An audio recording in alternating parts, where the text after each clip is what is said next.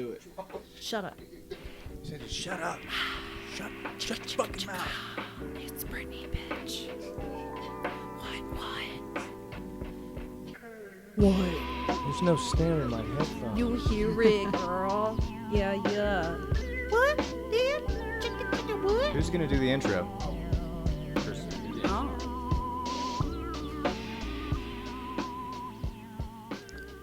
Hey guys, welcome to Been Around the Block. I am Chris Ross, Brittany Roberts. Nemo. Brooks Southard. and we have a special guest today. Her name is. Susan Brown. Right Woo, here. Susan Brown. We are very happy to have you here today. Very, So- very happy. Super glad to be here. You are the first, the third woman. I'm gonna say that. I'm gonna Wait. correct myself because we had Jessica, Oh. and then we got First Brittany, official Brittany, guest, Brittany and though. Jessica together, and then now you're the official first one. to I'm come the on here official and first speak. lady, just Yeah. to be clear. So we Yeah. could technically First say lady. Jessica was our first guest because we Yes. thought she was going to. Anyways. We're super excited to have you here, ready to hear your story. We want to know more about you. We want to know about you, not just your story. We want to know everything. This is our first meet. Unless have you met any of? I've never met anybody in this room Okay. before right now. It's Right. the first This is time I lit. met her too, yeah. Okay, Yeah. so We're all you're friends brand here, new though. to us. We're Not super to be excited to have What's you confused here. with inside? regularly brand new, because that's not what I am. How do you want to start this out? You tell me, man. You did the intro. Let's make it happen, Let's though. start out with Brittany. You got any Leadership questions that you'd like to skills. ask? Leadership skills. Hey, Susan. It's nice to meet you. What? That wasn't a question, though. I'm just trying to make, rapport. Small talk. Pillow talk. And stuff. So, are you with a man? I am. I recently got with a man. You recently got with a man? Yeah, we've been friends for like over a year, and then it's really great that that's your first question. We literally just started, so we've known each other for like well over a year. We're super great friends, and then faster than ever in my life before, we like jumped into like a super deep relationship all of a sudden. Like literally 2 weeks Did ago, we y'all- signed a lease on a house 2 days ago. Holy shit. Ooh. Did y'all make What's it up? Facebook official? I'm not on Facebook. Oh. I don't do that. What about I found you on MySpace? Facebook. I did too. Wait, I mean, what? I am. I have a Facebook account. I haven't been on there in over 2 years. So you're MySpace official though. Yeah. Yes. MySpace, our space. No. Yeah. So it's serious. It's very serious. It's better than anything I've ever had before. Okay, I'm going to ask this Yeah, to do every it. guest we have. Now, do you think the Super Bowl's rigged? I do not. I want to trust the integrity of American sports, sir. What kind of question is Well, that? check it It's a- out. it's a If true- you Google that, it says NFL is entertainment, like WWE is. Yeah. I Googled that shit the And other I think day. the WWE is real, but I don't think the NFL is. Oh, What? wow. It's a whole different What? conversation, I think. It's because I'm a 49ers fan. That's why I'm going to ask that question to every guest. Were they even the Super Bowl people? Yes, they were in the Super Bowl. I had a I mean, conversation with recently- somebody the other day about how only addicts know the right questions to ask to get the answers that they're seeking. Like, that's manipulation at its finest. For sure. So, I like Good your job, question. manipulator. I love your question. Didn't even know I was manipulating. It's so beyond the mind that well, you're it's, welcome. it's all the time. Self-awareness is key, sir. That's right. Would you right. would you like to explain, if you don't mind, would you like to talk about Tell us what your you do? darkest. What do you She's going regret right the to it. most that you did that you're like, I can't believe I did that, but I was on drugs and I'll make amends with myself now. Oh, I don't have a deepest, darkest of that. It's literally group? everything I did. Basically, my just the betrayal of the emotions of my children. I mean, that's like pretty long-lasting effects, but you know, I got steps and I got amends, so you know, there's that. How many kids do you have? I have 4 kids. Nice. I have 2 boys and 2 girls. My sons are 19 and 18, and my daughters are 17 and 8. Yeah, I've Oh, got wow. a It's a big 17-year-old gap daughter. right there. Yeah. Yeah. It's a lot of teens. Are you okay? That's a fair question. Yeah. I also was talking to somebody the other day, and I was like, nobody, like, my teenagers I can deal with. What people can't deal with is other people's teenagers. Yeah. You know, like my kids were raised by people who were in active addiction, and one of those persons, me, is now in recovery and am a completely different person. So my children, they don't have a program. Yeah. So they're still the same children who were raised. They're the teenagers and they're adults. My son's 19 and he'll be 20 on the 1st of April, not April Fools, you know? So, but I've been clean for almost 6 years and they don't have, like I said, they don't have a program. They're still the same children who grew up on the South Side with drug addicts for parents. My youngest daughter, she's 8. She is raised by a mother who is a very different person than my other kids. But also, like on the flip side of that, my kids, my older ones, they're old enough to realize and appreciate all the differences of who I am today versus who I was. Nice. Okay. Well, let's jump into it. Yeah. You want to? Yeah. I thought we did. Well, I know that's kind of an intro, though. You know. I was Yeah, thinking, that's pretty good. Her telling her story from the beginning. Yeah. Would you like to share your story with us? Yeah, sure. No In the pressure. beginning was the word. No, just kidding. So, my story starts out in a little place called the South Side. Some of you may have heard of it. South small. Side. Hey, that's where I'm from. Southwest side. Yes, That's where I live at. Southwest for life. No, so I grew up on the South Side. It was me and my little sister. She is a little less than a year. No, she's a year, 1 week, and 5 days. That's how far we are apart. She literally just turned 37 on the 21st. So we, for the next week and 5 days, will be the same age, and then I'll be 38. So, but we were raised by my mom's parents. We were raised by our grandparents because my folks was out busy doing things that were more important, like getting high. So, but it was a great life. I never was hurting for anything. I never lacked for attention or neglect or anything. I was really, my grandpa favored me, so I was the favorite. I did really, really well in school. Academics wise, school always came super easy to me. I didn't never have to study that much. I didn't make my first C until I was in 10th grade. And that was very devastating. It was in science, and I was like, oh my God, my life's over. But, you know, right around, like, so when I was in elementary school, my grandpa's wife of 32 years passed away, and he turned to alcohol and drank for like a solid year and a half straight. And I didn't see him, and he stayed out in the garage and drank day and night. And then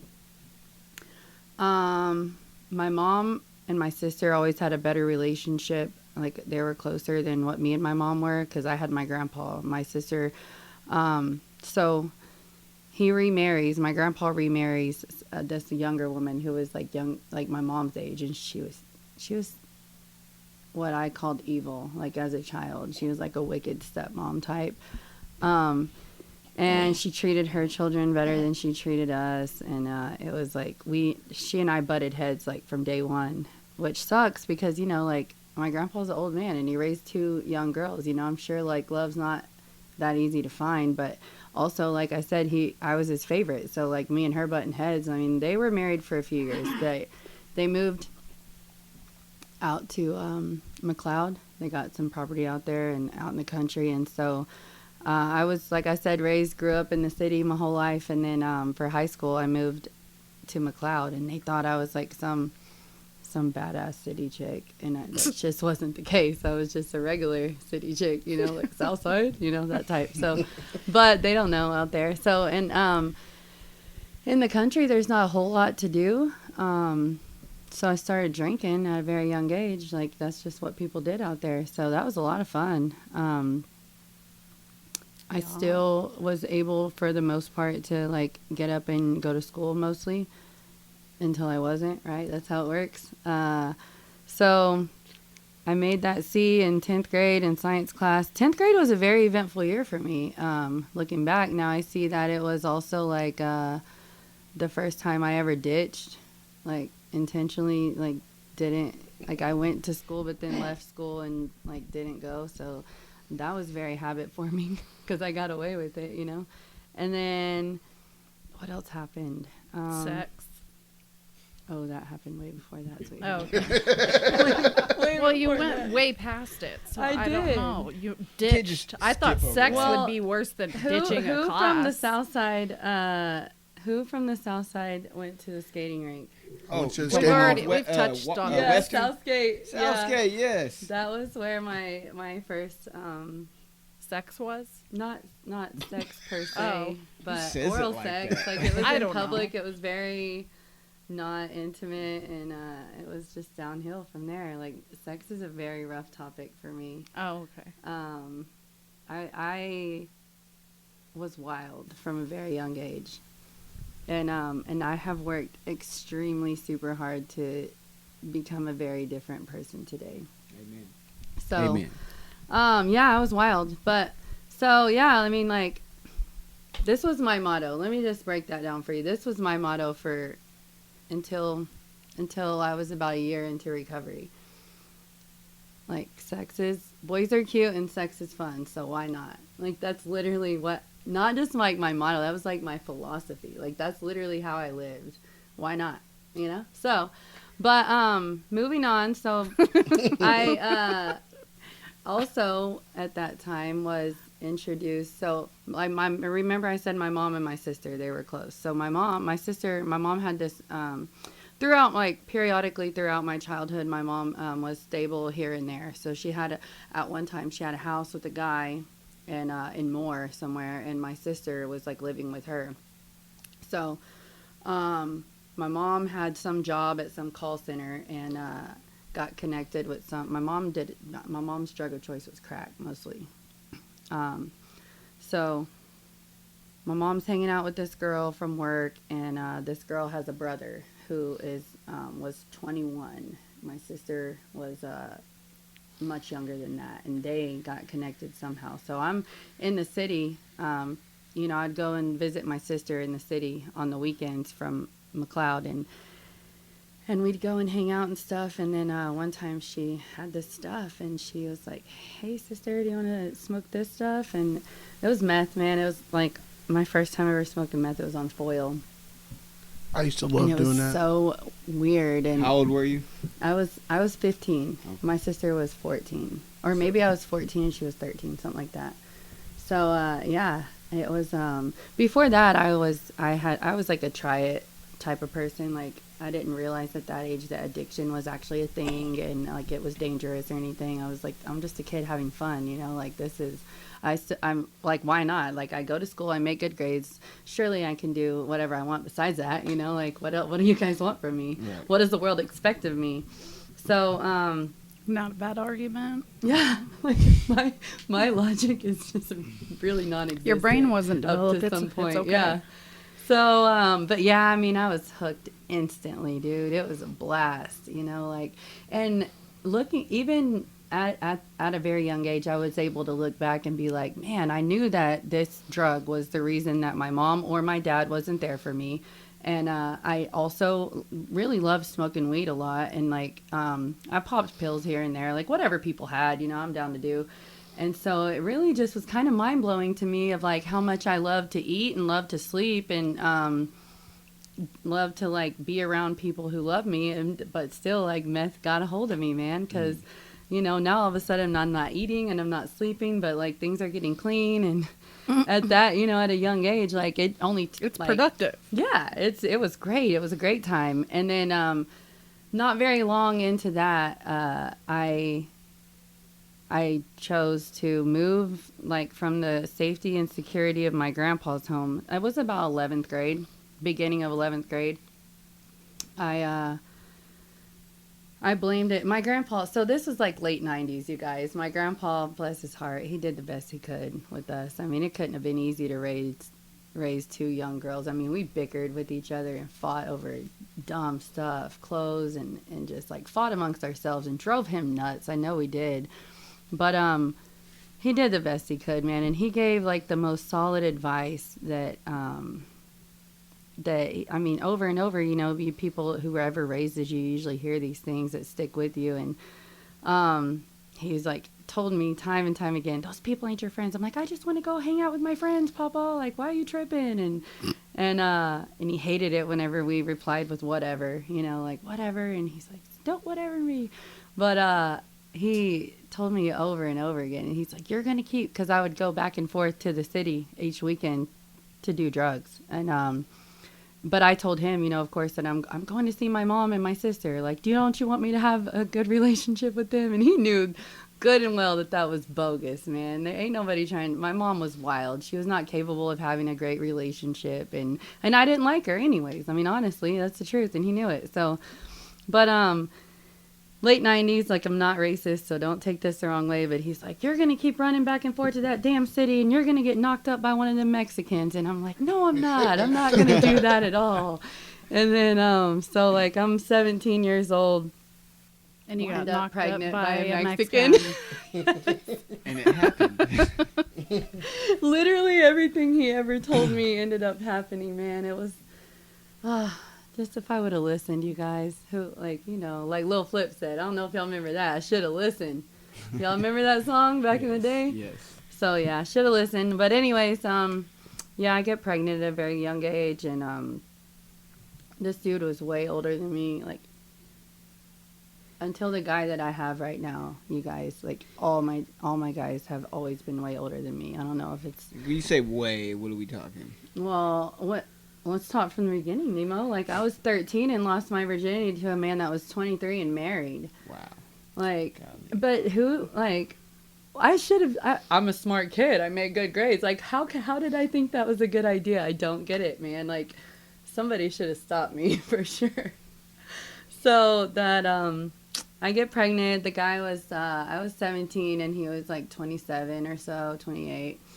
And, so he was not good. I got pregnant, had a child. The day before I turned 18, I had my first child. And, I called my grandpa crying when I found out I was pregnant. And I was like, I'm a baby, having a baby. Like, why is this happening?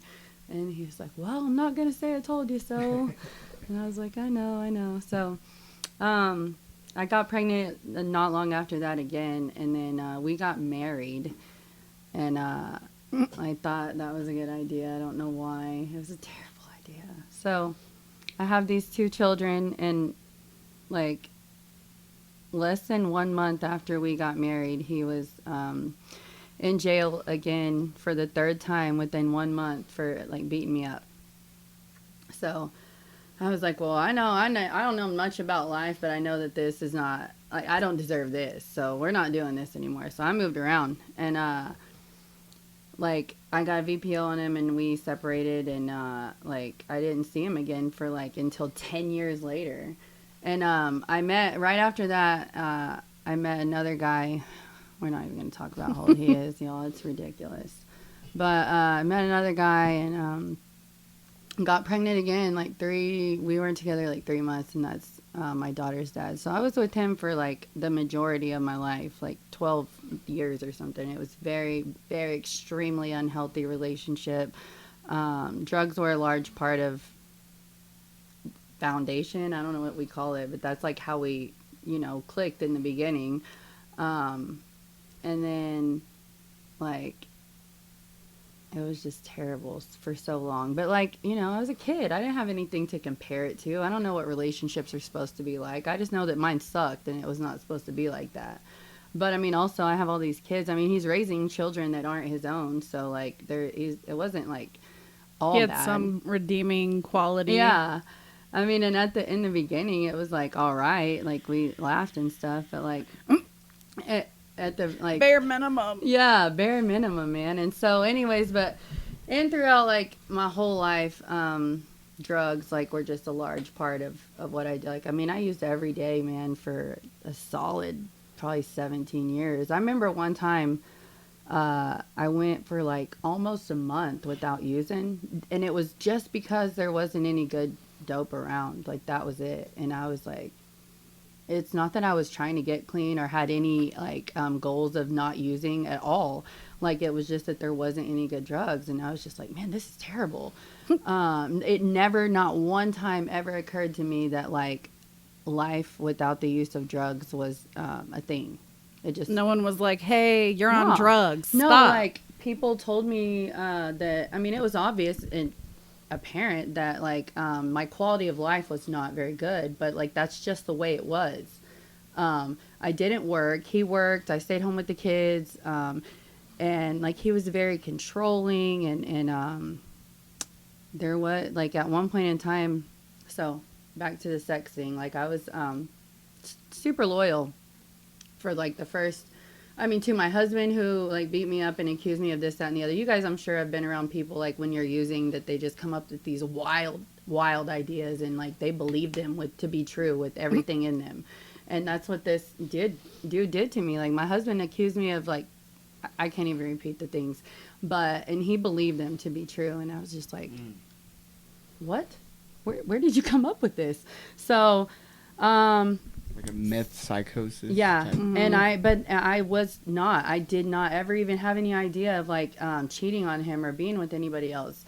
In the solid short 3 months we were together, and that never crossed my mind. So fast forward, to this other guy that, we have all these kids, and I mean they're getting older, and school's gonna start soon, and so we didn't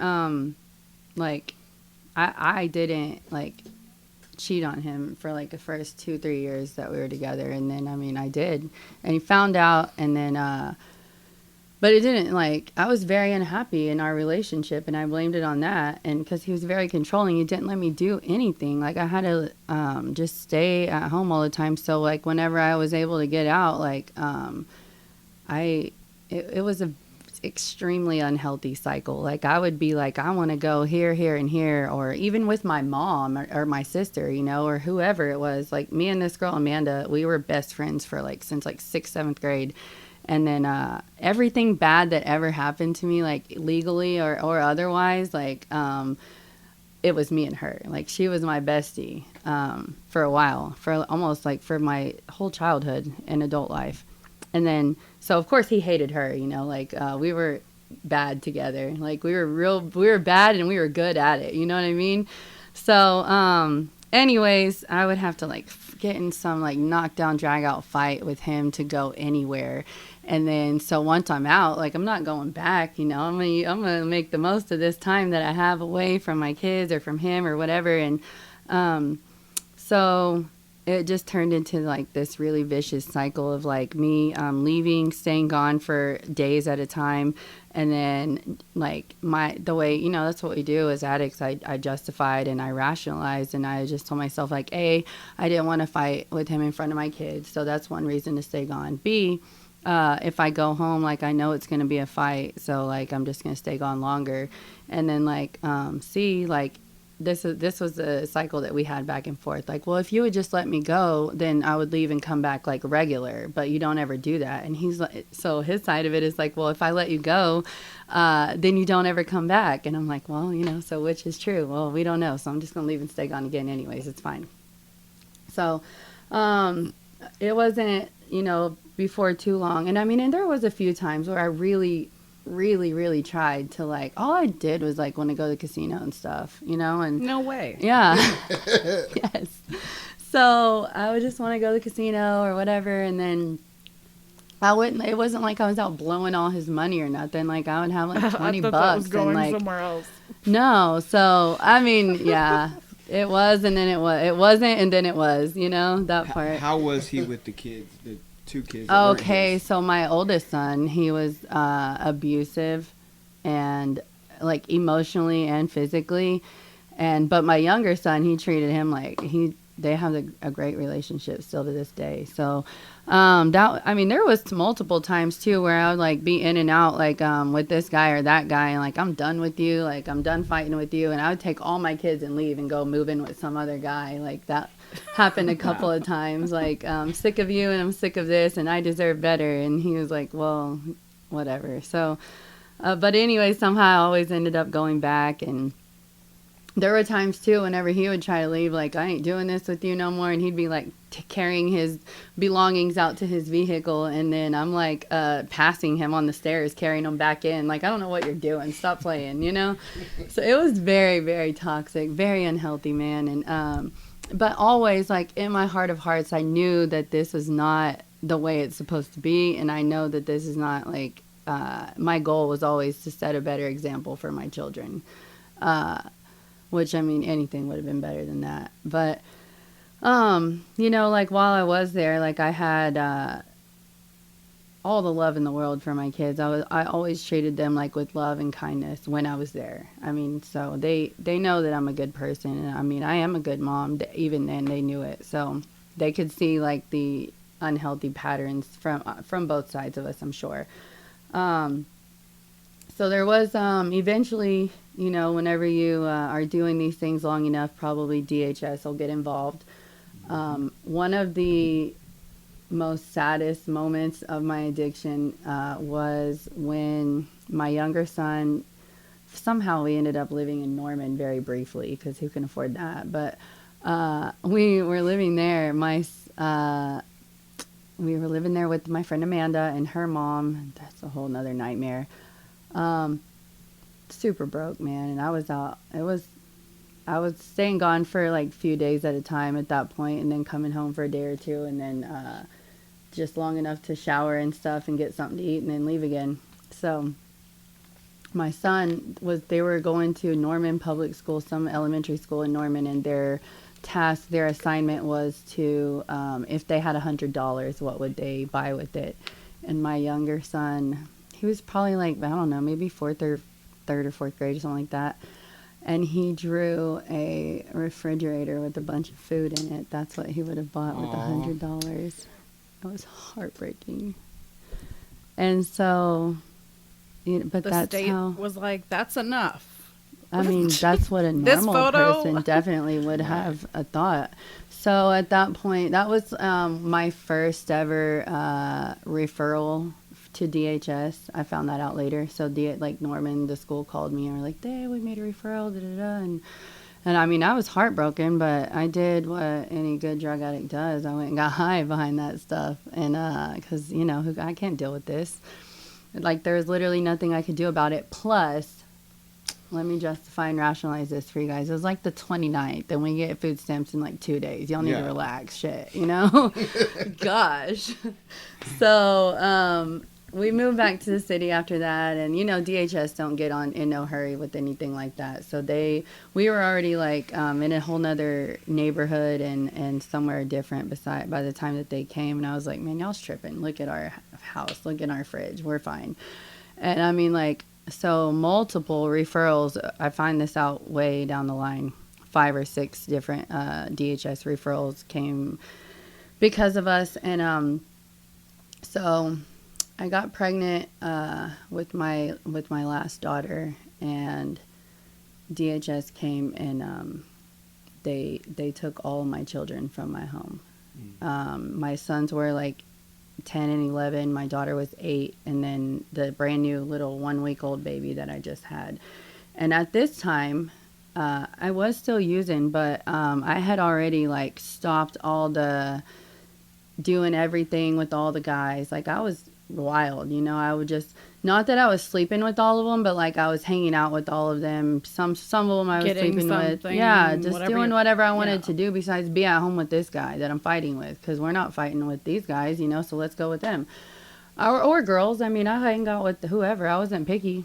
I just didn't want to be at home. And so DHS came, took all the kids, and I was like very mad about that because I had already stopped running the streets. Like, I wasn't staying out for days at a time. When I got pregnant with her, I stayed home. Like, I was like, this is enough, Susan. Like, you can do better.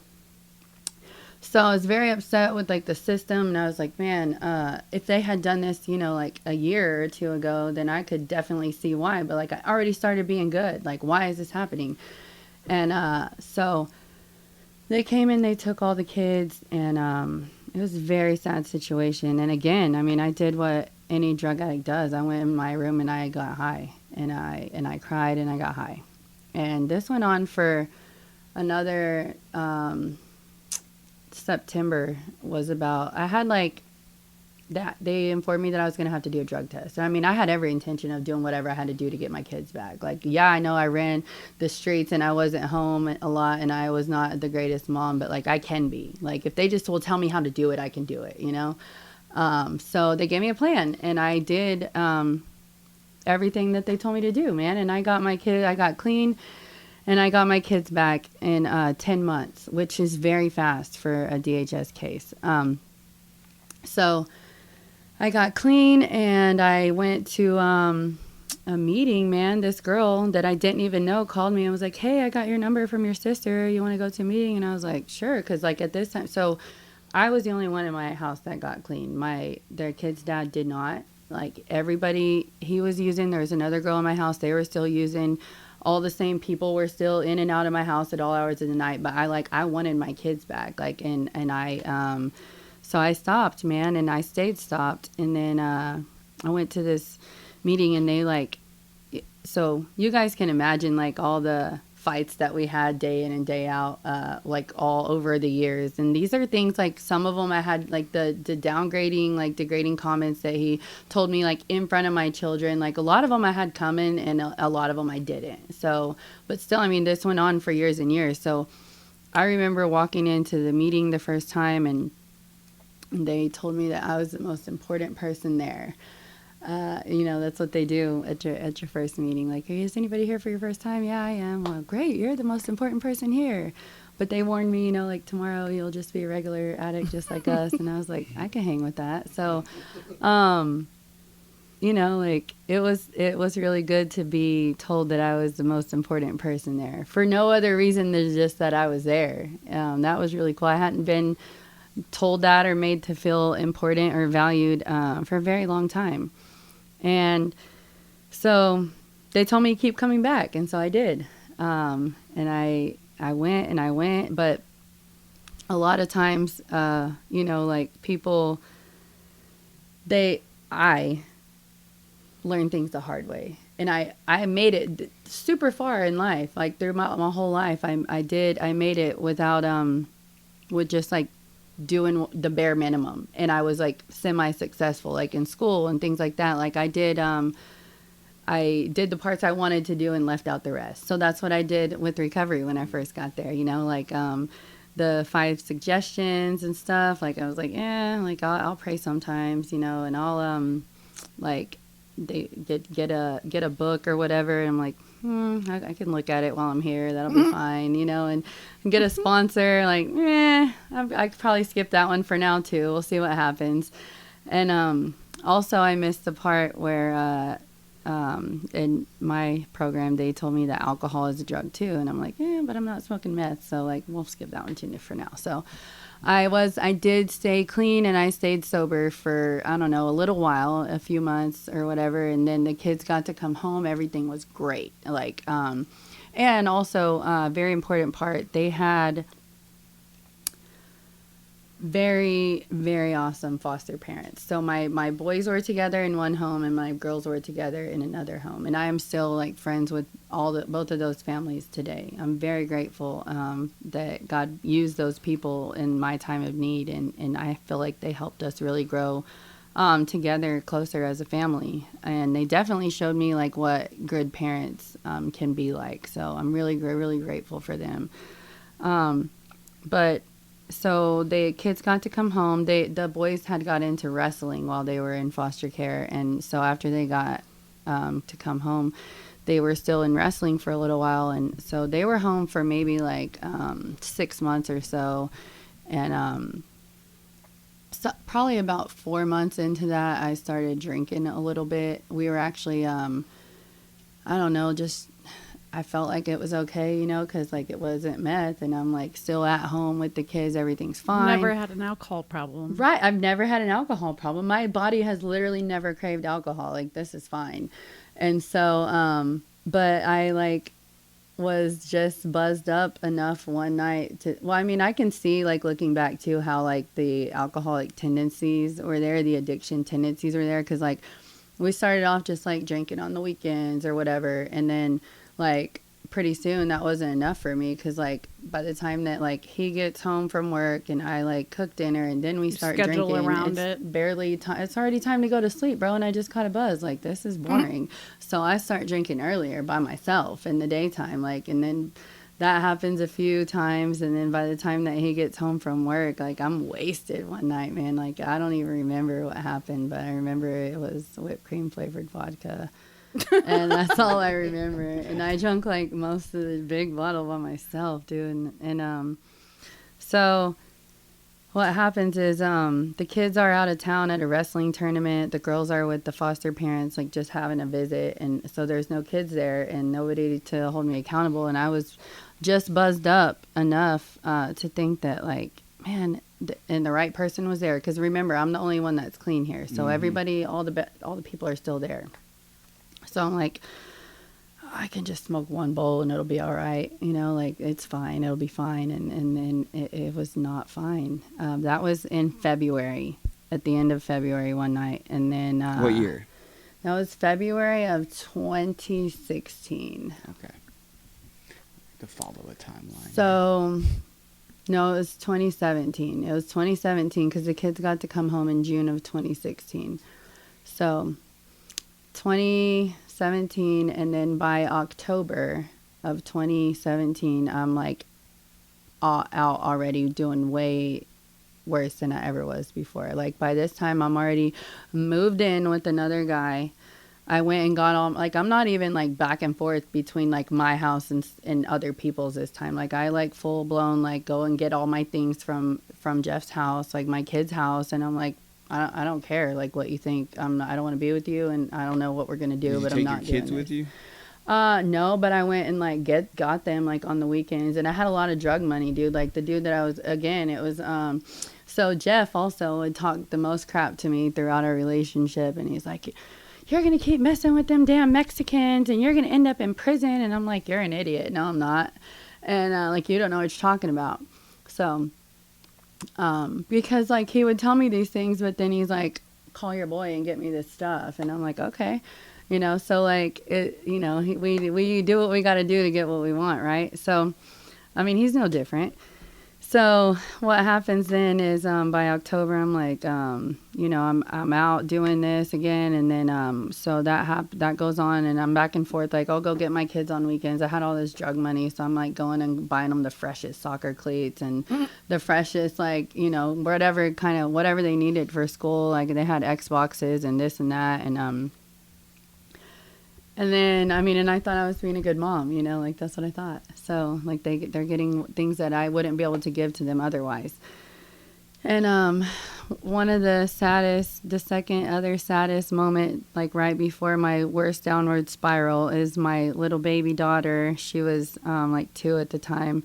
I remember I had, like, a 1/4 ounce in my bra, and I was getting ready to go get rid of it. And then I was like, stopped by just to like give my kids some money, the older kids some money. And I remember like, giving her a hug goodbye, and she was like crying her eyes out and just begging me to stay. And in my mind, all I could see was just like, I could feel this right here, this sack in my bra. And I could just like, all I could see was just the money behind it. And I was just like, I left her crying to my face, begging me to stay. And I was like, I can't, I gotta go. And so that really weighs heavy on me. And then, like, that was 3 days later, the police came and raided this house that I was staying in, like at 9 a.m. in the morning. And it was on March 6, 2018. That's so, my birthday. Huh? That's my birthday. Is it? Yeah. Happy birthday. Finally, Chris chimes in. Yeah. So March 6, 2018, I was arrested for trafficking possession of proceeds, possession of a firearm while in commission of a felony, and 2 counts of receiving and concealing stolen property. And I had never been in trouble before. I didn't know anything about jail. I didn't know anything about anything. You went big I your didn't first know time. anything about the criminal legal system at all. So what I did, I get on the jail phone immediately upon arriving there and called my kid's dad and sent him to the storage unit where I had all this money. And I was like, you need to go get this money and get me the fuck out of here right now. And You didn't so know jail calls were I recorded? I didn't. I did. How would I know Girl. that? It says it's recorded. Ain't nobody listening to that stuff, man.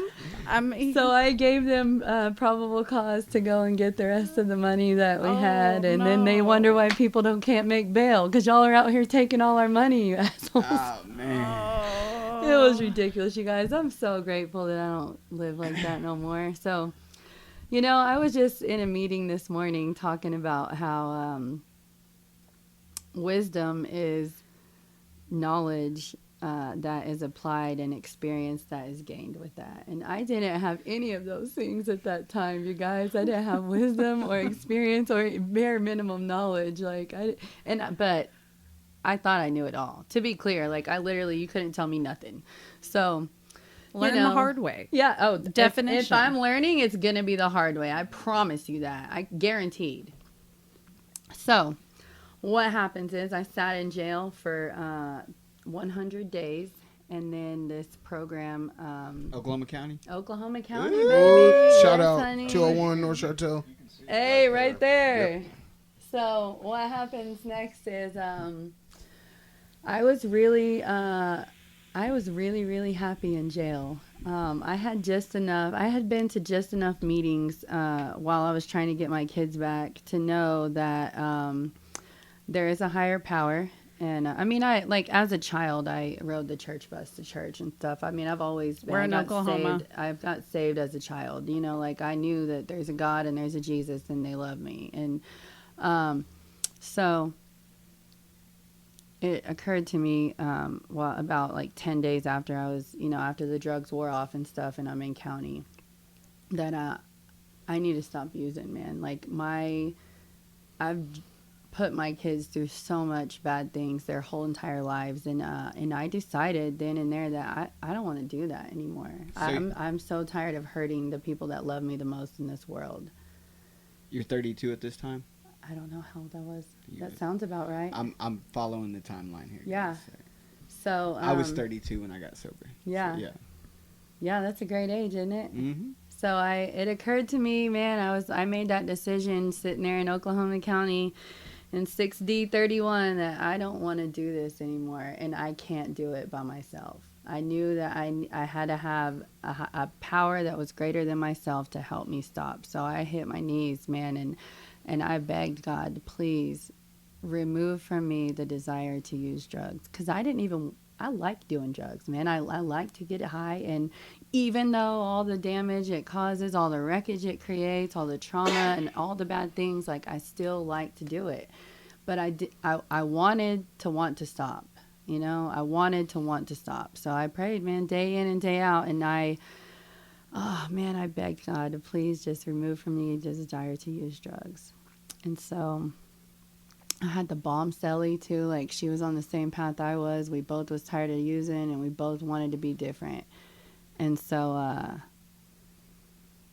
what happens is they pulled me one day for an attorney visit, and it was not, in fact, an attorney. It was somebody from this place called Team that they had something called a pretrial release program, and I didn't know anything about it. All I knew is the lady came and asked me a few questions. She asked me my side of the story, and she asked me would I be willing to go to sober living, and I didn't even know what that was. And I was in my mind, all I knew was it's not jail, yeah. And also the cool part about me being in jail is that I talked to my kids every single day while I was in jail, and I don't know who paid. I guess their dad paid for the calls, but I wasn't talking to them every day before I was in jail, So that was a really big deal to me, man. And I was really grateful.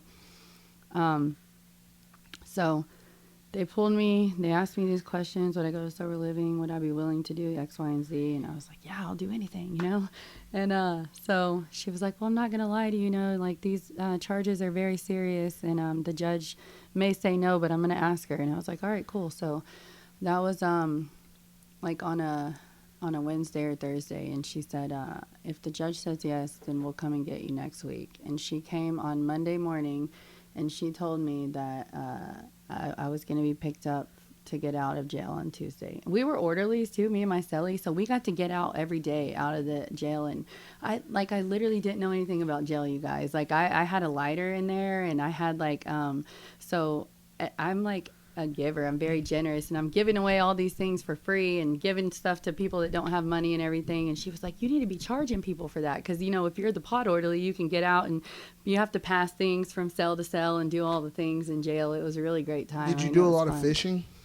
No, it wasn't. I never did that, not once. Explain to our viewers what fishing is. Fishing gross. is where all the in Oklahoma County, it's built up 13 stories, and you have Toilet the system. toilet system that's connected. You got to get all the water out of the toilet somehow. All of it. And then you can pass your things mat. from floor to floor through the toilet system, like drugs or notes or food or whatever it is. Someone told me you can make like a mold of your vagina and send it down to someone. They have pussy pops. Is that what that means? God, we went there, didn't we, guys? It's no. I'm not familiar. I'm just asking. Yes. Yes, Okay. you're correct. Same system? Yes. Okay. That's how you fish. So, but What a horrible name. I learned how to you I can charge know. people a whole honey bun just for letting them use your lighter to light one thing. And I had a lighter, so I was like, that was really exciting, man. I was just in there my cellie got mad. She had been in jail before. She knew, she taught me things. I've never stayed in jail, and I feel like I just know these things from everyone else. Yeah. So she Being taught in me jail. that you can't do these things for free, or everybody's going to get over on you and everything. So, jail was a really fun experience. And also, it was the first time ever in my life. It was the first time ever in my life that I was clean and happy. I was choosing to be clean, because I wanted to be. And also that was the first time in my life that I was building a relationship with God. Not just knowing who he is or knowing that he exists, but to know him as my friend and as somebody that is for me. So that was a really, really great time. So team showed up, man, bright and early on that Wednesday morning, and they picked me up from county jail, and they brought me to their organization. Oh, and team, after I found out I was getting out, everybody's like, what does team stand for? All the girls in jail. And I was like, I don't know, I forgot to ask. So I asked the next time, and me and my cellie was super reading the Bible and super into God this and God that, and I asked the lady, and she was like, oh, it stands for the Education and Employment Ministry. And I was like, it's a ministry, of course God's getting me out of jail, of course. So I love that. They brought me there. They have I met with the case manager, and these people believed in me, man, for no other reason than just that I said that I wanted to not do drugs anymore. They had no reason to believe that. Literally everybody else that knew me at that time in my life wouldn't believe jack nothing that I told them. And obviously, you still have these charges hanging over your head. Oh, yeah. So for a year and a half, how they drag things out for court. So TEAM exists it's called the Pretrial Release Initiative. It exists for people who are, statistics have shown, let's say you and I, Nemo, are arrested for the same charge. Our background's the same. We don't have one. Let's just say that to make it easy. Statistically, if you post your bond and get out of jail, then you get to go back to your life, your job. You get to keep your house because you can still pay your rent, your family, everything. And you still go to court and everything, versus me, if I'm sitting in jail because I can't afford to pay my bond, I'm probably going to lose my house because then I'm not working. And then my kids are going to get taken because I'm not there caring for them. And it's just everything falls apart. And then you and I go back to court on these same charges. Well, you're going to get a lesser sentence based on just the fact that you could post your bond. Mm-hmm. And I'm probably going to get sentenced harsher just because I couldn't, and everything's already bad You're for not me. working. You're Yeah. not doing things you So, should be doing. Yeah. So then, so that's why they exist. And so I get out of jail and I move into sober living. I lived in, can we say where we lived? I don't know. So I lived in a sober living home, and Yeah, it we was, could probably leave it at they that. really taught me how to live, man. Before that, I had worked like very, very briefly. And so I get out of jail and I'm like, got a whole new lease on life, man. These people, they loved me. They told me that I was a rock star in recovery. Then, I mean, I'm like, I got 2 jobs, not just one, but 2 jobs. And things are just going great. I'm passing every drug test. I mean, I had a job. I worked at Aeropostale, and that's how it's actually supposed to be said. People Yeah, call it yeah. Aeropostale. Yeah, that's what I've always called it. So I worked there and made like pennies. It was ridiculous. But I mean, I was clean and I was happy, you know. So I worked there and then I got this job doing security, and that was a blast. And like, in order to live in this recovery home, it was required that you have a sponsor. So that is really the basis foundation for like the 360 that my life was about to make. Like, you have to have a sponsor and you have to work steps. So there wasn't no more cutting corners for this girl. You know what I mean? I tried it my way enough times to know that my way's not going to work. So it did take me a little while still to realize that all the rules applied to me, not just the ones that I chose. So it took me a solid 5.5 weeks to come off a 2-week newcomer contract. But bless their hearts, they gave me a chance. You know, they were willing to work with me and to point out to me the things that I thought I would get away with. I wasn't intentionally, like, you know, breaking rules. I just, like, was cutting corners that I shouldn't have been cutting. But you know, that's what it's about. Like, people we show each other how to live, you know. Like, I was brand new and didn't know how to live. I didn't know how to pay bills. I didn't know how to be responsible with money. I didn't know any of that stuff. And the women in that home, like, they showed me how to do it. So I'm really grateful. So I'm going to court, you know, like 3 months. They usually push it out. My case manager is writing like these phenomenal, like, rock star status updates, like, Susan's doing great, da da da da. And this goes on for 1.5 years. Now, mind you, like, I I lived in one sober living house, and my kids were coming on the weekends. Well, my sons were like, where I lived, they weren't allowed to come because there's a cutoff limit for the age for the children to come. So I had to move out. And then I remember, like, freaking out, calling my sponsor, like, the dad and my son, they were fighting. Like, they got into a physical altercation, and I was like, well, this is unacceptable. Like, I need to do something about this. And so he called me crying. He's like, I need to come live with you. And he's like 15 at the time. And I was like, oh my God, like, I had like 60 days clean. I was like, I can't take care of him. What am I going to do? And my sponsor was like, yes, you can. And I was like, I can? Like, you think so, for real? And she was like, yeah. So all it took was, like, somebody telling me that, yes, I can. Reassurance. Yeah. And I did. I found another sober living home that allowed children of his age, and he came and lived with me. And I really think that it's really great how God has, you know, a plan for me and a plan for my life. He didn't just spring all 4 of my kids back on me all at once, you know, when I was, like, trying to stay clean also and learn how to live. Like, he let me ease into it little by little. So that's what happened. And I was able to still, like, keep my job and get him to school on time, like, consistently all the days in the week. And, you know, like, I made him get off of his game at a reasonable hour. I mean, like, it was, these are all, like, new things to me. So, like, cause, like, when I was getting high, dude, I'd let that kid play that game all night and then, like, be mad at him for not waking up to go to school. Like, what do you think? And, well, it's your fault, you idiot. Be a parent. So I got to learn things, and things that should be apparent anyways, you know, but it's just, they missed me for so long. Like, I just, like, was not seeing the forest for the trees. But eventually, I got to become a better parent. And Angel, like, he told me, like, I got him in trouble one time for not doing his chore, because we know you live in sober living, you got to do your chores, teenager or not. And so I got him in trouble, and, like, I grounded him, and he was like, told my other kids that how proud he was of me for grounding him and sticking with it, because that's something that I had never did before. So like that was, you know, like one of the first few things that he was able to see a difference in me. So I guess I'll fast forward a little bit to the part where I end up going to court, and everything's going great. Never failed a UA. Got 2 jobs, doing everything I'm supposed to do, and they still would not let me not go to prison. So by this time, I have a super solid foundation in my recovery. I'm on like step 10. I got sponsees. I got life is just, I'm a whole different person already. So they sentenced me to trafficking carries a minimum sentence of 4 years in the state of Oklahoma. So if you're found guilty of trafficking, it's 4 years. 4 years to life. So they sentenced me to 4 years, and I was like,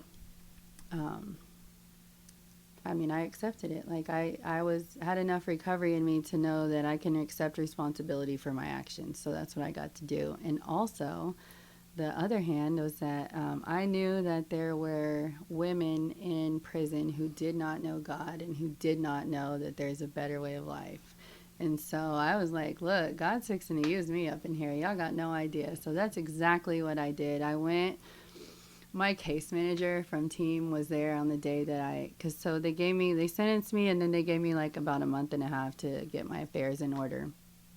So on the day I went to go surrender myself, like my case manager was crying her eyes out. She was just like so upset by the injustice of our so-called the criminal justice system. It's not fair, and she was just so mad. And I was like, listen, like I did the crime. That's what my grandpa told me. Don't do the crime if you can't do the time. So all the things that he ever taught me, man, are coming to fruition, and I get to learn in my own time, the hard way, of course, that, you know, these things are not just sayings. Like they're principles in life. So I went in there and I made prison my B word. No, I'm just kidding. How long did you have sober? Going into prison? Going into prison, I had a year and a half. Nice. Yeah, I had a year and a half, man, and I was like, it was really cool. I mean, I'm not going to lie. I was really scared when I hit the yard. Not scared of, like, you know, like danger or violence or anything, but just like fear of the unknown. I did like, I don't know, 20-something days in A&R, and that's just like so freezing. But it was so cold, you guys. Depending on what time of the year you I go. went during summer. Yeah, me too. I went in Twice. November, and I was freezing. And then the day I hit the yard, I saw a bulletin board in the dorm that I went to, and on that bulletin board there was a flyer with the logo of my program of recovery, and I started crying, and I was like, oh my God, they got meetings here. I'm gonna make it. And these women, they had meetings there, but they did not know what they were doing. And I was like, you know, superwoman of recovery to them, because I knew everything that they were just like struggling to get together. Like they didn't barely know. They learned how to chair meetings from reading them. Like they didn't ever have any outside experience. So like kudos to them for their dedication. But, man, prison was great, man. It was a great time. I had really weird shit. Yeah. I love jail. I Prison's did it. awesome. It was for me, you know, Well, like when I went to prison, I was at the point that I was accepting of what I did. So when I went in, it makes it easier to Yeah. do your time. Well, yeah, if Yeah. you already accepted it, you're gonna go to prison. You're not gonna hate it every day. I had some good times in prison too. Oh, for good real. times I is. did. yeah. Yes. So I believe there's good times for sure. yeah, it was great to me, man. Like of course I miss my kids, my family and stuff, but like well, right before I went to prison, about like 6 months before that, I had moved in with this guy that we were dating for not too long, and he was a super, super good dude to me, man. He was very solid. He took care of me like the whole time I was in prison and everything. He always had money on the phone. Like I never not had food or nothing. I mean, like he did everything like that anybody could ask for. He's a really great guy. So I went in, man, and I worked steps. Like everybody wants a sponsor, bro. Everybody wants a sponsor in prison, but nobody wants to work steps. Oh, you know, it's like What do you got to do in there? Yeah, exactly. So, and then like Make pussy molds? No, that's a jail thing only. I Ain't know, nobody but want it felt right. Felt right to- But the domestic violence for women relationships in prison is off the charts, dude. Like, women are nuts. You think they're nuts out here, bro, with y'all guys? Like, get them in prison in a female on I female mean, lesbian relationship. They're relationships nuts. are higher than. I almost Yeah, got than beat up by heterosexual. lesbians at the gym today. Today? Yeah, for real. I For went into why? I went into the gym dressed as a referee with my whistle and with my workout partner, and I was just every time it was his set, I'd blow the whistle in his face, but Oh, you're They- pissing them off. they didn't think it was very funny. But You're like, you're ruining my peace. I'm trying to have a workout, brother. So, I go to prison. Everything is like great. Is It's not- trafficking considered violent? No. so Okay. hold on. Trafficking is 100%. You do 100% of your time, but you come up for parole in 1/3. So Okay. after you do 33% of it, you can come up for parole. But it's like it's not considered violent, but you're still gonna. You have to serve. Yeah, you're gonna serve more time. The maximum credits you can't get like all the credits with trafficking. Like No. you can't get like level 4. You get like 120 days a month or something, with and you enhanced can't. credits. It's, Yeah, you can't get that. You're It's only 90 eligible days now. for 90. Yeah. you can only get 90 That's so days a month stupid. now. I'm talking about on level 4. Oh, period really? now. I think all I Yeah, could they get was stopped. 45. But I don't know. I don't They remember all stopped the enhanced math. I credits. just like I did my time. Like I gave it to God. Like I'll get out whenever whenever Amen. God's done using me here. And you're seeing as you like when you got there and you seen the logo of your recovery Yeah. right there. That was like it's like God. Yeah, it's you know, God saying like I got "Hey, you. You're right Like, where you're don't supposed to fear be. not, my child, Yep. for I am with you. Yep. So, man, it was so cool in prison, man, because there ain't like, you get all the time in the world, bro. You ain't got to be nowhere. You ain't got nothing to do. Like, I got to just read my Bible all I wanted to. I got to just read my recovery book all I wanted to. Like, I just got to go and chop it up with people. Like, it was so cool. It's think that's just the nice weirdest and part. slow. In Why there. are people talking shit about going to prison? I The- know, the- like. You get meals and a bed, kind of.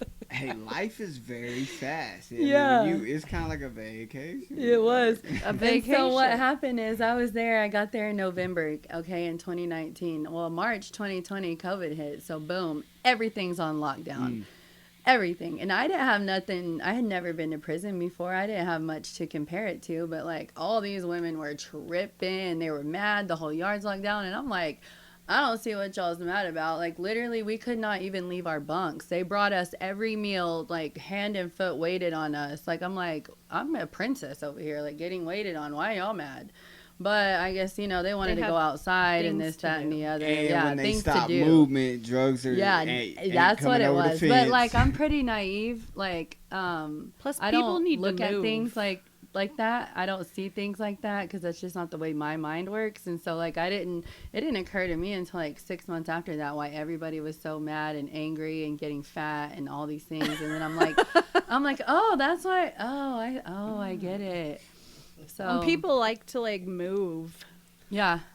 so So, all that speaking shit of trapped in moving, your body. That's what we were not allowed, like, really to do anything but, like, leave our bunks to go to the bathroom. But, like, I lived right by the, like, little broom closet in the back of the pod. And I, up until this point in my life, had the mindset of I just did 10 sit-ups and you can't even tell. Like, working out is for fools. That was the way I looked at it. But I had enough principles developed within myself to know at that point that like consistency is a thing and commitment is something that you can actually benefit from. If I can apply myself like being committed to not using, then I can commit to like working out. I started out working out 7 minutes a day, you guys. And when I went to prison, I weighed 227 pounds. And after I got there and I was there for like 6 months, I started working out and I worked out like 5 or 6 days a week. And it gradually increased and we got the whole pod working out at one point in time. Like people were like, dang, you're still doing it? Yeah, I'm still doing it. Come You on. want to do it too? Come on. And people would come and go, you know what I'm saying? But I stuck with it, man. I still work out, like, to this day. And I, right now, I weigh 177 pounds. Nice. And I, like, can fit size Full medium muscle. stuff. Like, yeah. Gun show happening Yeah. right now. So I feel comfortable in a bathing suit. Like, I feel great. And if I go without working out for, like, more than 2 days, like, my mental ain't Angry. right. I be short, I be impatient, and I be tripping. And, Same. And and I didn't even realize that. I'm slow to realize things, man. Self-awareness is such a takes a huge minute. thing. So, yeah, like Nemo was saying, man, they moved me to lower security, which that was really great. I got a job there and got to, like, I feel like, again, it was God winking at me, being like, I'm preparing you for what you're going to need next. So then I got to experience being able to work out and keep a job, like, or, you know, vice versa. Like, I went and worked out. I mean, went to work and then worked out each day after I got back. And people just thought I was nuts, man. But I like, I'm still one It of the most built positive structure people for you. that, yeah. And I'm super grateful for that. So I made parole, man, in March, and I got to go home in May. So how long did you do? 2020. I did a year and a half. That's it. So by this time you get out with 3 years sober. Yeah. Nice. Yeah. So I got out on May 14th, 2021, and I moved. I had built a really, really great life for myself before I went to prison, and I was very fortunate to get out and step right back into that life. Most people don't have that. Most people get out of prison with nothing and no one. But that's not the way my story goes, man. So I got out and started hitting meetings, and one of the girls, two women I really made a huge impact on, man. God used me to work in their lives. They're both out today, and they're both still clean. I mean, I'm sure I touched a lot more women than that, but this one girl really, like, attributes her recovery to me, and I'm like, it was God and you. Like, I just was here, you know, like, you did all the work. She's still clean today, and then this other girl, she worked all the steps with me, like all 12 of them, and some traditions, and she's still, like, out there killing it today too. So, like, I'm really, I mean, you know, it wasn't for nothing that I went to prison. Like, God truly used me. And then so I got out, I got some little dead-end call center job, like, it was pretty cool. And then one of my friends that I knew before prison called me one day, and he was like, hey, I know where you can get a job as a receptionist. And I was like, where? And he was like, here, dummy. He just got a job at Team in December, and this was February. And he was like, here, dummy. And I was like, what? Like, I could work at Team? Are you for real? So I did. I went for, I don't even remember going to a second interview. Like, it was already, the job was mine. So The same place that saved your life. the same place as Wow. Yes. So that was in March of 2022. I have officially worked there for 2 years now. I've never in my life had a job for 2 years ever. I never had a job for 1 year. So I said this at the same time last year, and it was lit, dude. Like, I think 3-4 months was my max. That sounds And about right. I literally would, if I didn't have to have money, like, to pay the bills, like, I would do my job for free. Like, I love it. And my boss is my best friend, and I love her with all my heart. I look up to her and admire her and respect her, and she teaches me every day, man, how to be a better woman. And she's not even an addict. Like, it's really crazy. She's not in recovery, but she, like, is just We're all people, man. yeah. And our director, he's told me the biggest compliment I've ever received in my life was about 3 months after I was working there. And he told me, you know, Susan, I'm the receptionist there. I get to greet the people who arrive from Oklahoma County Jail that stink and that are probably at the lowest points of their life, which, I mean, I've been there. I've been right where they're at, and who better to greet them? And I'm like, hi, welcome to Team. I'm glad you're here. And man, I love it so much. But he told me, like, about 3 months after I was working there, he's like, Susan, some people are, do you know the difference between a thermostat and a thermometer? And I was like, no, I don't. And he was like, well, the thermostat, like, the thermometer, like, reads the temperature of the room, and the thermostat, like, changes the temperature of the environment. And that's what, like, you're doing here. And I was like, oh my God. Like, it it was just he's a really big deal, man. To have somebody like that compliment me, man, it's just yeah, it's really great. That's So- awesome. I'm gonna use that. I've Super never awesome. heard that. I like Yeah, that. I've never super heard it. awesome. Hey, what was the question that Fish wanted us to ask her? I gave it to her. It was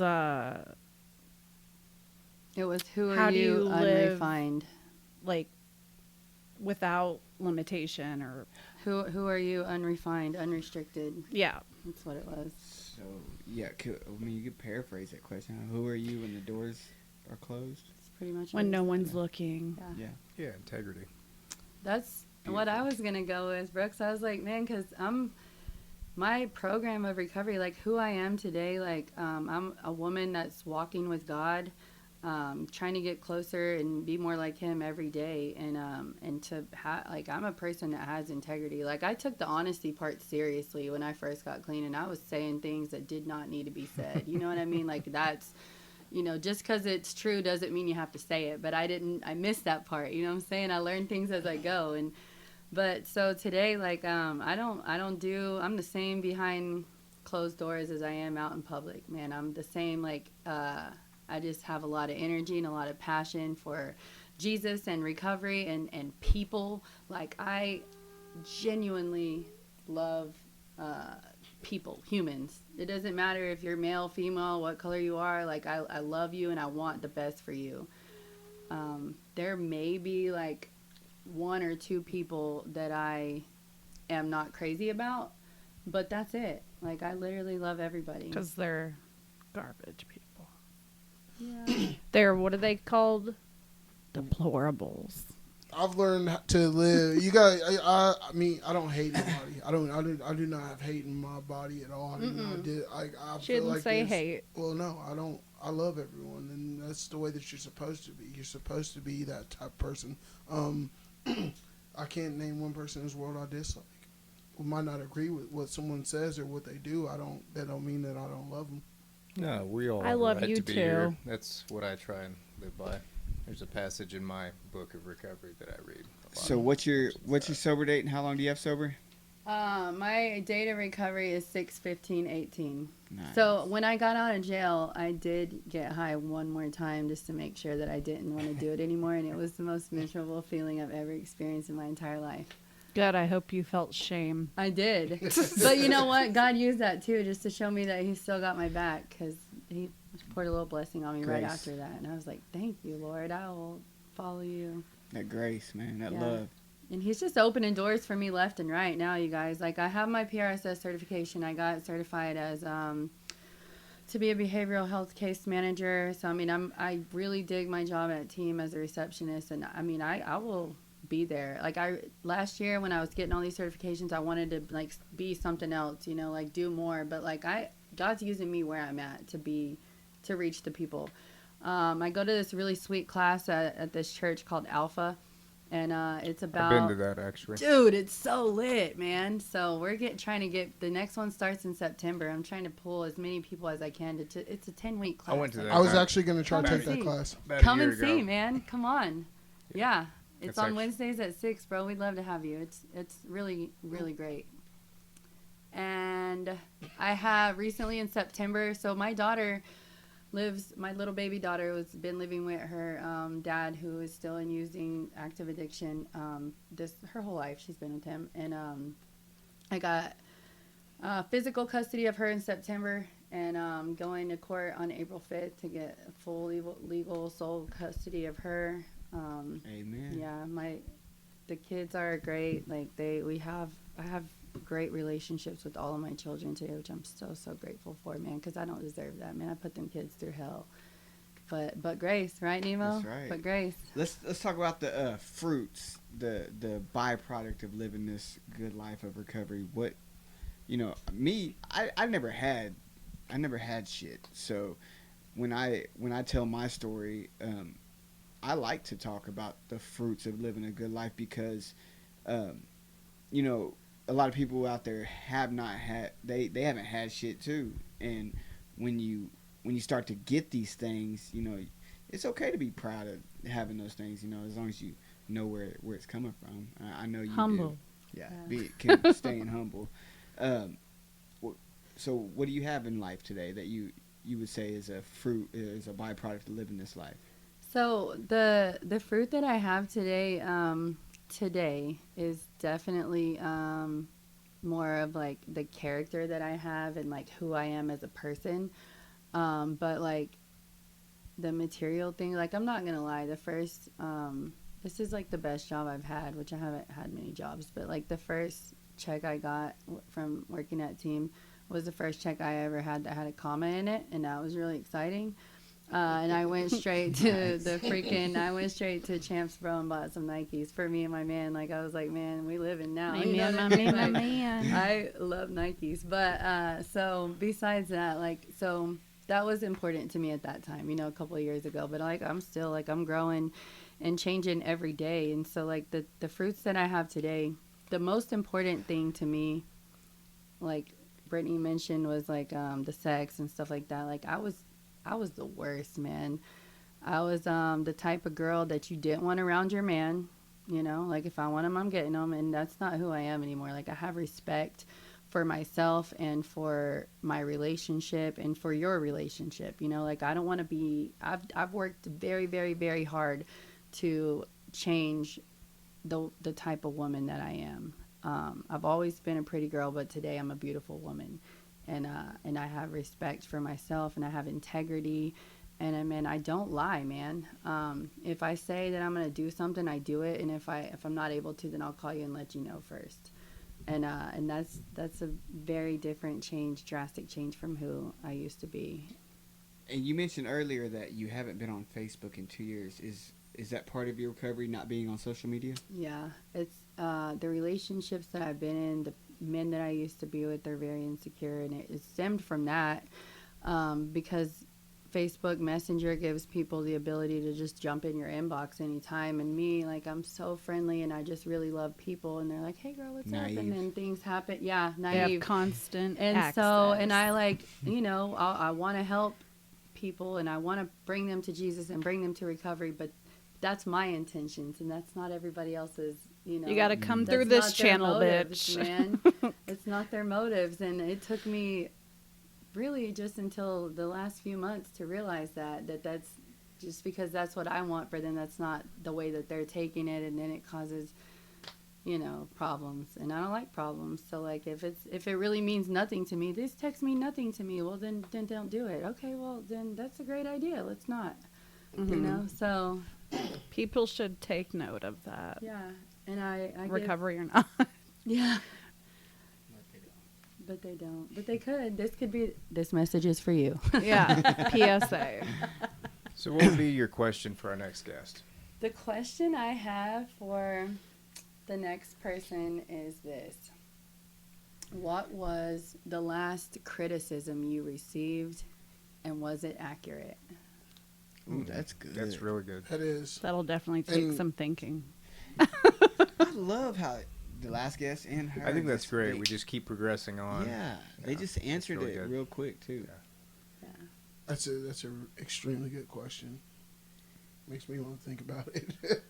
For real, it makes me want to answer that question.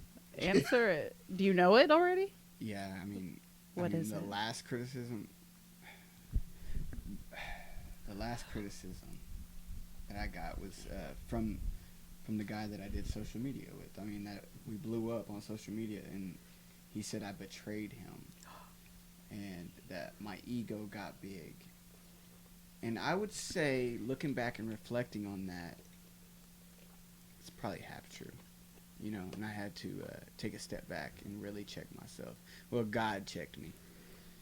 And he's really been working on me in the past month and a half, you know, and just like all the new doors that have opened have been really humbling. So I'd say it's half true, but no, not all the way. But Nah. there you go. There's the answer.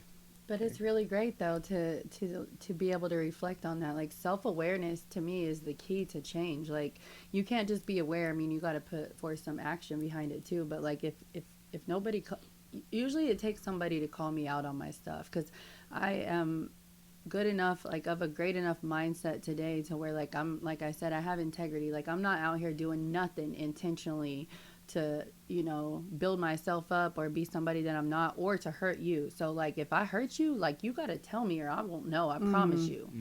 So I'm really grateful whenever things like that happen. Well, you've said self-awareness 4 times this podcast. I'm going to walk away with that, and that's going to be seared in my brain now. I'm definitely going to use that. That's I like good. that. I probably monitor my thoughts like all the time. It's like sits there and then I reflect. Probably longer than I should. See, that's Rumination. That's part of the reason why I had this idea for a podcast, is because I love listening to people tell their story, and it's helped me along the way. And I got, like you, I was sober in prison. It was just something different. It was different. People looked at me differently because it was my second. I went right in back after 5 months, and they were just like, they were like, Oh, you back? Something's Yeah. like, no, they were like, oh, you back? We're about beat your ass. That's the way they were looking at me because I was back so fast. And every time I hear people speak and I hear somebody's story, you know, we're all, like they always say, we're all exactly alike. We all fucked up. You know what I mean? And people that admit to it and that can tell their story and be happy with doing it. It brings me joy. Yeah. Personally, myself. Yeah.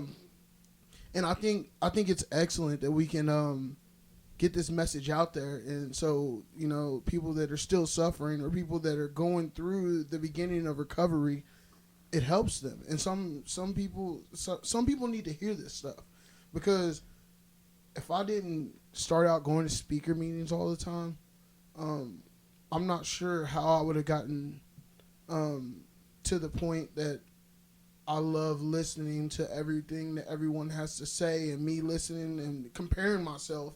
Comparison is another thing. Like comparing myself, it just opened up my eyes to a lot of the stuff. Like I was always on some bullshit, and that's just me being 100% honest. I was a manipulator. I was a liar. I would try to I try to figure something out. I try to work the system. Let's just say that. Both of our initials are BS. I don't know if you Oh realize yeah, that. I've heard that so much. I've said it a lot. Yeah. myself. And like, I heard your story, man. I heard your story. Her story is eerily similar to mine. Like getting sober at 32, going to prison after you get sober, getting locked down during COVID, getting out with 2.5 years sober. Like everything, our story. Oh, that's why your timeline. You were timelining. That's why, yeah, it. timeline. Well, That's really timeline's cool, important to dude. me. Well, yeah. Period. But yeah, Trying to keep up. Yeah. So you were in prison during COVID? yeah. I was. So when COVID hit in March, we got locked down. I was at the halfway house, but we still got locked down 24/7. Okay. Mind you, we're in a hotel. So Were you over here? I was in Center Point Yeah. off 51st and I-35. Yeah. But when we got locked down, I had 3 months left, and like I said in my story, I was on step 8, and I was thinking in my head, and we was working steps actively with my sponsor, and I was thinking in my head, man, I'm done with. I can just relax for 3 months, you know, until I discharge. I don't have to do steps. But thank God for good sponsorship, because I get a manila envelope in the mail. And my sponsor says, don't think just because you're locked down, we're done doing steps.